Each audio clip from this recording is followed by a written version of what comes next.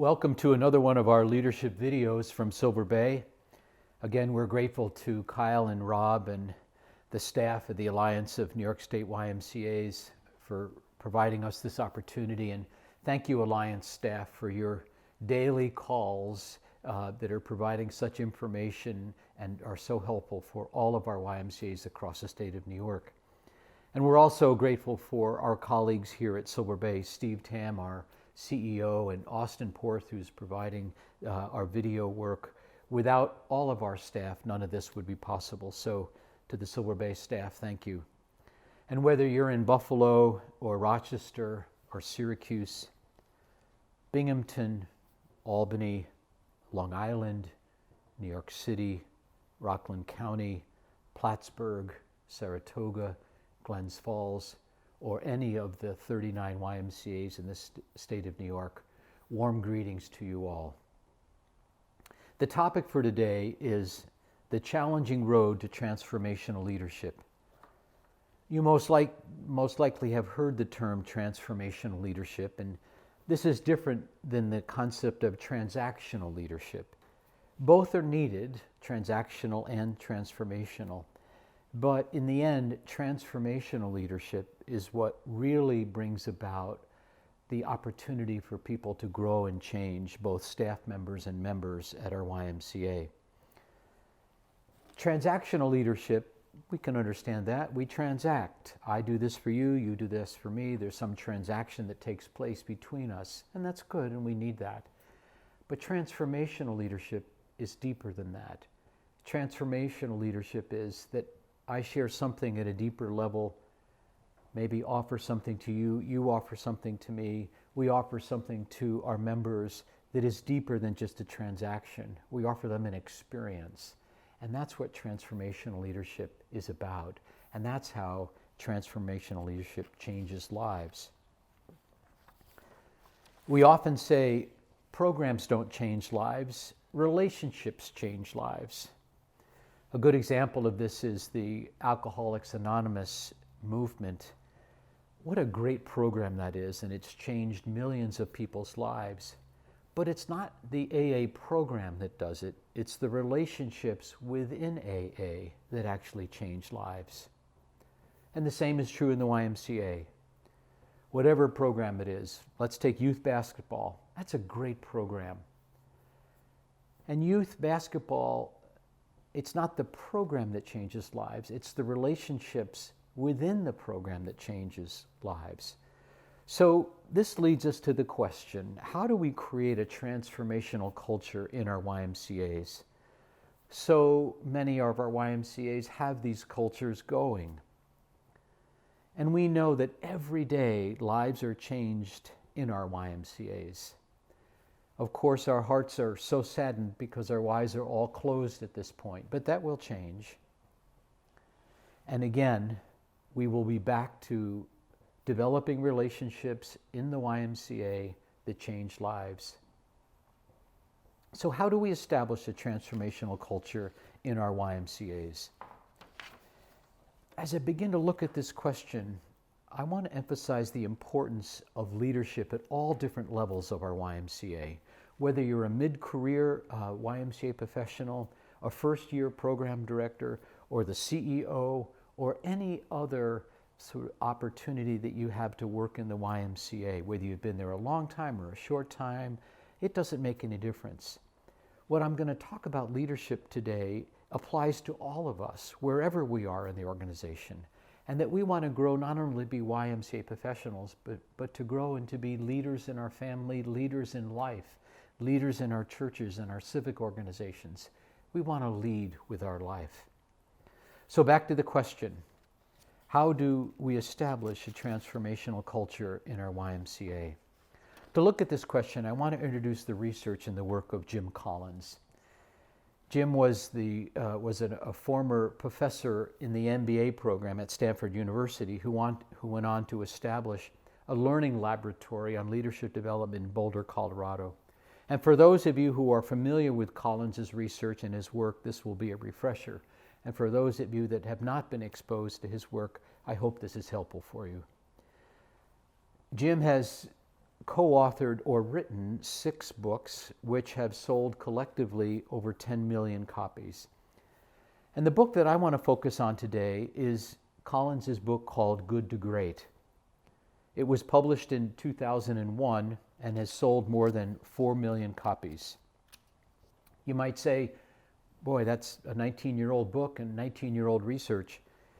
I, for one, continue to find his research to be very helpful, and I think one of the most profound leadership studies that have ever been done. So I hope I can develop this for you and bring this material alive so that you might see how we can all benefit from looking at what Collins and his researchers discovered. This book, Good to Great, really is a step-by-step process in explaining a 5-year research study on leadership development that offers an in-depth look at a number of significant factors that create excellent leadership.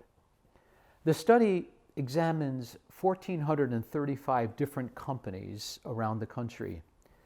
One step was identifying which of these companies made the jump from being a good company to a great company. In other words, they looked at all the factors that made companies go from good to great, and they began to identify what were the characteristics in those companies that took them from being good to great. So Collins and his 40-person research team looked in-depthly at all of these companies.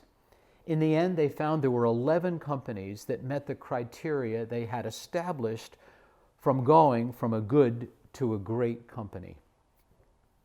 Then they asked the question, what was it about these 11 companies that made the difference, that helped them go from good to great? And I'd like us to think about this in the context of our YMCAs. What helps our YMCAs go from good to great? Well, the results that Collins and his team found were surprising to them. They found that there was one common element in all of the 11 companies that went from good to great. And this common element, this common denominator, was that each of these companies had what Collins and his team labeled as a level 5 leader at the top of the organization. Meaning at the top of the organization, the top leadership team had this level 5 approach about them. So Collins and his team were actually hoping to find out that there were other factors and other common denominators that were involved that took a company from being good to great. But in the end, the research kept coming back to and pointing to the same conclusion, that to go from good to great, a company needed to have level 5 leadership at the top of the organization. So how did they describe level 5 leadership? Let me quote them. A level 5 leader builds enduring greatness through a paradoxical combination of personal humility and professional will. Now, I'm going to begin to use level 5 leader and transformational leader synonymously, meaning that they mean the same thing. So Collins and his research team then took on the task of learning about and studying in-depthly the 11 different leaders who were the CEOs of these companies that went from good to great. They did extensive interviews with these 11 people, personal histories, and they found out and learned as much as they could about these 11 CEOs. What did their findings show? There were 3 key findings, and let me review them for you. The first one was each of these 11 leaders had an extreme sense of personal humility about themselves. Humility. It wasn't about them. Rather, it was serving something greater than themselves. It wasn't about what they would get out of it or how rich or famous or popular they could become. Actually, they had transcended themselves. It was truly no longer about them. It was about serving something larger. And here are the 4 ways that Collins and his research team describe this form of humility. It demonstrates a compelling modesty, shunning public adulation and never boastful. It acts with a quiet and self-determination, relies principally on inspired standards. It channels ambition into the company, not into self, and sets up successors for even a greater success as the organization moves forward. It looks in the mirror, not out the window, to apportion responsibility for poor results, never blaming other people, external factors, or bad luck. You see, humility comes from the word humus, which means earth. These 11 leaders were grounded. They had a way about them, a calm, centered, solid, consistent way of being, not bigger than life, not the life of the party. They consistently were challenged to do their best work, and they did it around being this grounded leader that they were. It was through their humility. Now, sometimes we can think about humility as being weak or not having strength. Well, that couldn't be farther from the truth around this study that Collins did. These 11 leaders had an extremely strong sense of inner strength, and that's captured in this second quality. And this quality that they labeled as the second one was this strong, intense, professional will. And here are 4 ideas that Collins and his team offer to describe this intense professional will, this resolve that they talk about. It creates superb results, a clear catalyst in the transition from good to great. Demonstrates an unwavering resolve to do whatever must be done to produce the best long-term results, no matter how difficult. I want to just stop there for a moment and interject. I know there are YMCA leaders all across New York State and Delaware and all around the country who are having to make very, very difficult decisions around budgets and personnel at this point. But this item that Collins lifts up here that says must do and produce the best long-term results possible. That's what we need to keep in mind around this professional will. Sets the standard of building and enduring great company and will settle for nothing less, and looks out the window, not in the mirror, to apportion credit for the successes of the company to other people, external factors, and good luck. So it's interesting to note that these 2 qualities, humility and personal resolve, professional will, they're sort of paradoxical that way. And having worked with lots of leaders as a leadership trainer and leadership coach, we find some leaders have more of the humility factor and less of the resolve, and some have more of the resolve and less of the humility. What we're trying to do is strengthen both of them in leaders that way. So after those 2 qualities, humility and resolve, there was a third factor that the research brought forth that contributes to becoming a level 5 leader. And this third factor was having had a significant, challenging life experience. And here I want to quote again Collins. And here's what he said. Level 5 leaders in our study had a significant life experience that might have sparked the development of this level 5 leadership quality. One of the leaders had fully blossomed as a level 5 leader after his near-death experience with cancer. Another was profoundly affected by his World War II experiences, particularly the last-minute change of orders that took him off a doomed ship on which he would have surely died. He considered the next 60 years of his life a gift. These leaders all had had significant life experiences that served to give them a greater perspective on life. These experiences were very challenging and helped them to understand that their life would be richer and fuller and more meaningful if it served others and not themselves. You see, this is what hardship does for us. As we integrate hardship in our life, it brings us to a new understanding of what's really important in our life. And lives take on a greater sense of serving the good and others and things outside of ourselves as we work through these challenges.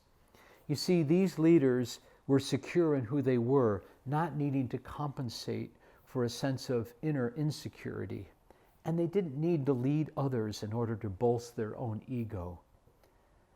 Their leadership was about serving others and serving the greater good.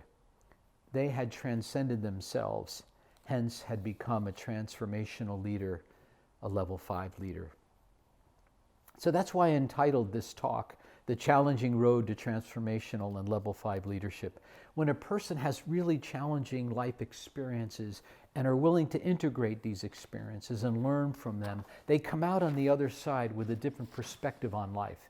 They come to know something about the true meaning of life. And that meaning is to get beyond ourselves, to get over ourselves, and that the real joy and satisfaction and meaning of this life is to serve something greater than ourselves, to serve the greater good. Now, each of us in our own life have had challenging experiences. We have known difficult and challenging times, and we will know them in our future. And we wouldn't wish these challenging experiences on anybody, you or me. But they have served to make us stronger and wiser and deeper and more forgiving, more understanding, and more grateful and generous. You see, a transformational level 5 leader, these challenges brought us to tears. And as we say, tears water the soul. Transformational level 5 leaders are soulful in their interactions and in their leading. So what are some of the other thought processes that level 5 leaders have? Let me offer 2 examples that I think will be helpful for us today. The first one is a level 5 leader, the way Collins and his researchers looked at it, they expected that a good to great leader would start first with vision and strategy. That's not what the research showed. These level 5 leaders, they started instead with, they attended to people first and strategy second. They got the right people on the bus, ushered the people into their right seats, and then figured out where the bus was going. And the second example, people in good to great companies in the research showed that these leaders confronted the most brutal of facts in their current reality and simultaneously maintained absolute faith that they would prevail in the end.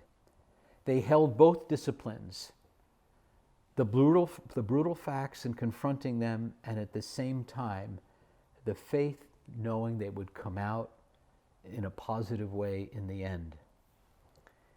I think that's so important for us to think about what's going on now. There are a lot of brutal facts facing us right now in this pandemic, a lot of challenges. But as these level 5 leaders did in this study, let us too confront those facts, hang in there, work through them, deal with them, knowing that we will prevail and come out on the other side. So I want to talk about one last factor that contributes to become a level 5 leader. And I'm humbled to explain this through a personal story. In 2003, a couple of years after Collins's book was published, I was invited, along with Silver Bay's then CEO John Turner, along with 60 other YMCA professionals from around the country, to spend a day with Jim Collins in Boulder, Colorado. At this event, Collins presented his research and his findings and discussed how they related to our work in the YMCA. It was a fascinating day. And as we took a mid-morning break, I saw Jim sitting over there by himself, so I went over to ask him a question that I'd been thinking about all morning. Jim invited me to join him at his table, and after some pleasantries, I asked him this question: did he find that one's faith played a role in a person becoming a level 5 leader? He clearly and definitively responded with a yes. And he went on to confirm that faith had been a key component for some of those who had become level 5 leaders. Again, let me quote Collins. A strong religious belief or conversion might also nurture the level 5 seed. One of the 11 leaders that we studied, for example, converted to evangelical Christianity while getting his MBA at Harvard, and later he became a prime mover in a group of Boston business executives that met frequently over breakfast to discuss the carryover of religious values to corporate life. There's something about our Christian faith that plays a role in supporting the efforts of becoming a transformational level 5 leader. Our Christian faith offers us guidance and hope and insight and awareness and humility and strength. So at this point, when we look at Collins's research, there's always a question that comes up, and the question is this. People will ask, can I become a level 5 leader? And let me quote Collins as he begins to answer this question. And first, let me say before I read Collins, yes, you can become a level 5 leader. But Collins has some interesting things to say about this. So let me quote him. My preliminary hypothesis is that there are two categories of people: those who don't have the level 5 seed within them and those who do. The first category consists of people who could never in a million years bring themselves to subjugate their own needs to the greater ambition of something larger and more lasting than themselves. For those people, work will always be first and foremost about what they get: the fame, the fortune, the power, the adulation, and so on. Work will never be about what they build, contribute, and create. The great irony is that the personal ambition that often drives people to become a level 4 leader stands at odds with the humility required to rise to the level 5 leader. This is so interesting that he points out this category of people. This is not us in the YMCA. He's not talking about us, but maybe you know people that it's all about them, that haven't developed this sense of humility, that haven't been able to rise to this level 5. And we're all working on this. None of us have got it all figured out. I and you together, we journey to work towards this level 5 place. Let me continue with what Collins says. The second category of people consists of people who could evolve to becoming a level 5 leader. This next line is so important for us. Under the right circumstances, with self-reflection, a mentor, loving parents, a significant life experience, or other factors, the seed to become a level 5 leader can begin to develop. I think that's such an important concept, that we have the seed within us to become a level 5 leader. Let me continue on quoting Collins here as he begins to help us understand our own capacity for growing into being a level 5 leader. We would love to be able to give you a list of steps for getting to level 5. Other than contracting cancer and healing, going through a religious conversion, or getting different parents, but we have no solid data that would support a credible list. And this would only serve to actually trivialize the concept. We cannot say for sure what percentage of people have the seed within them, nor how many of those can nurture it enough to become level 5. Even those of us on the research team who identified level 5 and did this work, we do not know whether we will succeed in evolving to becoming a level 5 leader. And yet all of us who worked on this project and looked at the findings have been inspired by the idea of trying to move forward to becoming a level 5 leader. And whether or not we make it to level 5, it's worth trying. For like all the basic truths about what is best in human beings, when we catch a glimpse of that truth, we know that our own lives and all those that we touch will be better for making the effort to get there. I really enjoy what Colin says there. It is worth us attempting to continue to grow into becoming a level 5 leader. So let me close with this. Some of you are already level 5 leaders. Many of us are continuing to evolve into level 5 leadership. The journey is worth the effort.